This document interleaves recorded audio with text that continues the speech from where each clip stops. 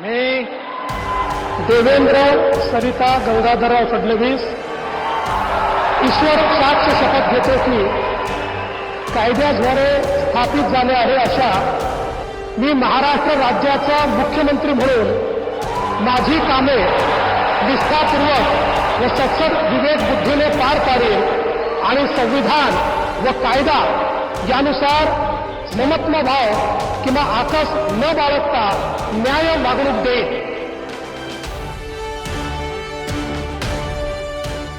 मैं समुद्र हूं, लौटकर जरूर आऊंगा। फडणवीस ने ये शेर सुनाया था और वाकई देवेंद्र फडणवीस लौट आए हैं उसी मुख्यमंत्री की कुर्सी पर जिस पर उनका हक बनता है। पिछली बार भी बीजेपी गठबंधन को पूर्ण बहुमत मिला था, लेकिन उद्धव ठाकरे की महत्वाकांक्षा ने फडणवीस का खेल बिगाड़ दिया था। इसके बाद जब शिवसेना और एनसीपी के दो फाड़ हुए तब भी फडणवीस के मुख्यमंत्री बनने की चर्चाएं थी, लेकिन एक पूरा कार्यकाल मुख्यमंत्री के तौर पर पूरा करने के बाद फडणवीस को उप मुख्यमंत्री का पद सौंपा गया। ये ऑफर उन्हें दिया गया क्योंकि शिवसेना के एकनाथ शिंदे मुख्यमंत्री बनने की शर्त पर ही साथ जो आए थे। पार्टी आलाकमान ने निर्देश दिया तो फडणवीस नाराजगी और बेदिली के बावजूद उप मुख्यमंत्री बने। विपक्ष ने मजाक भी उड़ाया, लेकिन फडणवीस ने अनुशासित कार्यकर्ता की तरह पार्टी की हुक्म की तालीम की। उसी का नतीजा है कि इस बार तमाम अगर मगर और कयासबाजियों के बावजूद बीजेपी ने मुख्यमंत्री के तौर पर फडणवीस की घोषणा की। लाइव मीटिंग में ही कर दी थी। टीवी कैमरों के जरिए करोड़ों लोग बीजेपी विधायक दल की बैठक का सीधा प्रसारण देख रहे थे।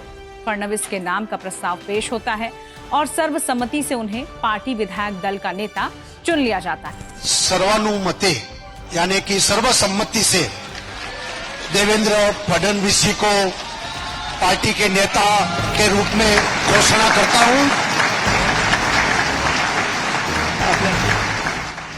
एकनाथ शिंदे पहले ही साफ कर चुके थे कि बीजेपी का मुख्यमंत्री उन्हें मंजूर है, लिहाजा सवाल यही था कि कहीं बीजेपी अन्य राज्यों की तरह महाराष्ट्र में भी खेल ना कर दे, किसी नए चेहरे को मुख्यमंत्री बनाकर।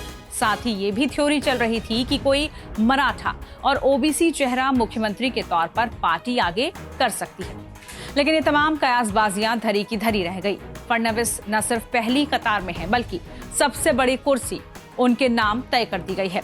फडणवीस की मेहनत का सिला उनको दे दिया गया है। लेकिन आज महाराष्ट्र के सबसे तेज तर्रार नेता माने जाने वाले देवेंद्र फडणवीस शुरुआती दिनों में बेहद शर्मीले रहे हैं।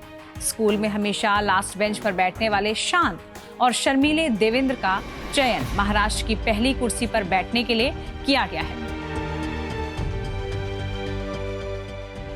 22 जुलाई 1970 को नागपुर के एक मध्यवर्गीय महाराष्ट्रीयन परिवार में देवेंद्र फडणवीस का जन्म हुआ।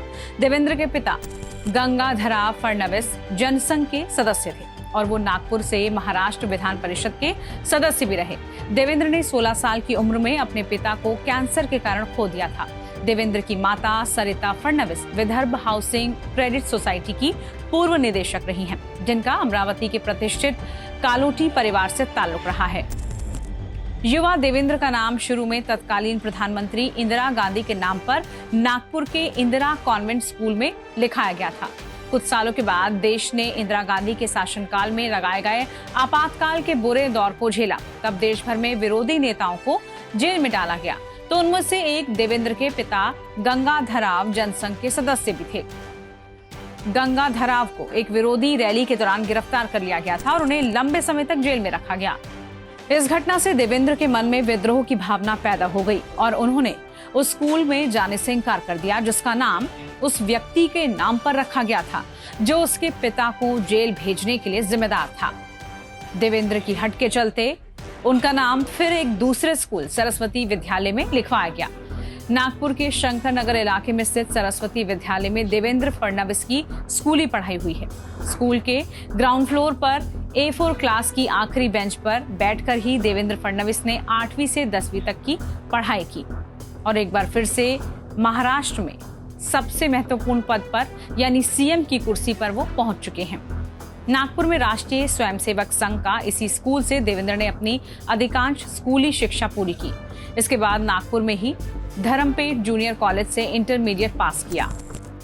सियासी माहौल में पले बड़े देवेंद्र का बचपन से ही राजनीति की ओर झुकाव रहा था, इसलिए इंटरमीडिएट पास करने के बाद उन्होंने कानून की पढ़ाई करने का फैसला किया ताकि इसका ज्ञान राजनीतिक करियर में मददगार हो सके। देवेंद्र ने कानून की पढ़ाई के लिए नागपुर के गवर्नमेंट लॉ कॉलेज में दाखिला लिया। 1992 में LLB की डिग्री में स्वर्ण पदक के साथ स्नातक किया। स्नातक करने के बाद स्नातकोत्तर में MBA को चुना। देवेंद्र ने DSC बर्लिन से प्रोजेक्ट मैनेजमेंट की पढ़ाई की, उसमें डिप्लोमा भी हासिल किया। देवेंद्र शुरुआती दिनों में RSS से जुड़े छात्र संगठन ABVP के सदस्य भी रहे। वो अपने संगठन के लिए दीवारों पर पार्टी के नारे लिखने तक का काम किया करते थे। देवेंद्र की सक्रिय भागीदारी ने स्थानीय भाजपा पदाधिकारियों का ध्यान खींचा और उन्हें जल्द ही बीजेपी की महाराष्ट्र इकाई में वार्ड अध्यक्ष के रूप में शामिल होने के लिए कह दिया गया। महज 19 साल की उम्र में वो भारतीय जनता पार्टी युवा मोर्चा के वार्ड अध्यक्ष बने। यहीं से देवेंद्र फडणवीस के राजनीतिक जीवन की शुरुआत भी हुई। देवेंद्र शुरुआती दिनों में RSS से जुड़े छात्र संगठन ABVP के सदस्य रहे। 1999 में देवेंद्र फडणवीस ने पहली बार विधानसभा का चुनाव लड़ा। 1999 में विधानसभा चुनाव में बीजेपी ने उन्हें संघ के गढ़ कहे जाने वाले नागपुर जिले की नागपुर पश्चिम सीट से उम्मीदवार बनाया। कांग्रेस के अशोक धावड़ को 9,087 मत से शिकस्त देकर वो पहली बार विधायक बने। अगला विधानसभा चुनाव भी उन्होंने नागपुर पश्चिम सीट से ही जीता। हालांकि 2009 के विधानसभा चुनाव में देवेंद्र ने नई बनी नागपुर दक्षिण पश्चिम सीट से जीत हासिल की। 2009 के बाद 2014, 2019 और 2024 में भी वो नागपुर दक्षिण पश्चिम से विधायक बने। लेकिन मुख्यमंत्री की जिम्मेदारी फडणवीस को अचानक ही दे दी गई थी। विधानसभा चुनाव में अकेले चुनाव लड़ने वाली बीजेपी और शिवसेना नतीजों के बाद साथ मिलकर सरकार बनाने पर सहमत हुए। इस सरकार में बीजेपी नेता देवेंद्र फडणवीस को राज्य के मुख्यमंत्री की जिम्मेदारी दे दी गई। चौथी बार विधायक देवेंद्र फडणवीस ने 31 अक्टूबर 2014 को महाराष्ट्र के 27वें मुख्यमंत्री के रूप में शपथ ली। महाराष्ट्र की सत्ता के शीर्ष में पहुंचते ही देवेंद्र फडणवीस के नाम कई रिकॉर्ड जुड़ चुके थे। वो 44 साल की उम्र में मुख्यमंत्री बने, जिससे वो शरद पवार के बाद महाराष्ट्र के इतिहास में दूसरे सबसे युवा मुख्यमंत्री बन गए। इसके बाद फडणवीस के नाम पिछले 47 सालों में 5 साल का कार्यकाल पूरा करने वाले महाराष्ट्र के पहले मुख्यमंत्री बनने का रिकॉर्ड भी दर्ज हुआ और महाराष्ट्र के इतिहास में वो केवल दूसरे मुख्यमंत्री ही रहे। इसके बाद 2019 के विधानसभा चुनाव में बीजेपी और शिवसेना के गठबंधन को बहुमत मिला। 288 सदस्यीय विधानसभा में बीजेपी को सबसे ज्यादा 105 सीटें मिली, वहीं बीजेपी की सहयोगी पार्टी शिवसेना को 56 सीटें मिली। इस तरह इस गठबंधन को कुल 161 सीटें हाथ लगी, जो बहुमत के आंकड़े से 145 से काफी ज्यादा थी। दूसरी तरफ एनसीपी को 54 सीटें, जबकि उसकी सहयोगी कांग्रेस को 44 सीटें मिली। 2019 में साथ मिलकर चुनाव लड़ी बीजेपी और शिवसेना को नतीजों में बहुमत मिला, लेकिन मुख्यमंत्री के मुद्दे पर दोनों दलों का गठबंधन टूट गया। इसके बाद राज्य में कई राजनीतिक उठापटक देखने को मिले थे। 2019 में उन्होंने 3 दिन की सरकार भी चलाई, जब 23 नवंबर 2019 को सुबह का सूरज उगने से पहले देवेंद्र फडणवीस ने शपथ ले ली थी। हालांकि सदन में बहुमत न होने की वजह से उन्होंने इस्तीफा दे दिया और इसके बाद महाविकास अघाड़ी की 2.5 साल की सरकार के दौरान विधानसभा में नेता प्रतिपक्ष की भूमिका भी उन्होंने निभाई। जब जून 2022 में शिवसेना में बगावत हुई तो नई बनी एकनाथ शिंदे सरकार में वो अचानक से उप मुख्यमंत्री बना दिए गए। इसके बाद से उप मुख्यमंत्री के तौर पर फडणवीस ने शिंदे और अजीत पवार के साथ मिलकर काम किया। साथ ही संगठन को मजबूत करने में भी वो लगे रहे। 2024 के विधानसभा चुनाव में फडणवीस की अगुवाई में बीजेपी ने बम्पर सीटें जीती और यहीं से तय हो गया था कि मुख्यमंत्री तो बीजेपी का ही बनेगा। देवेंद्र फडणवीस के पीछे संघ भी मजबूती से खड़ा था और विधायक भी। आखिरकार महाराष्ट्र के मुख्यमंत्री के तौर पर देवेंद्र फडणवीस के शपथ ग्रहण ने उन्हें देश के आला नेताओं की कतार में ला खड़ा किया। मराठा, गैर मराठा, ओबीसी जैसी तमाम चर्चाओं से इतर संख्या में कम ब्राह्मण परिवार से ताल्लुक रखने वाले फडणवीस ने बता दिया है कि उनकी निजी लोकप्रियता किसी भी समीकरण से कहीं अधिक है। इसी का उन्हें इनाम भी मिला। जाते जाते आपको महाराष्ट्र के नए मुख्यमंत्री देवेंद्र फडणवीस के शपथ ग्रहण की झलकियों के साथ छोड़ जाते हैं।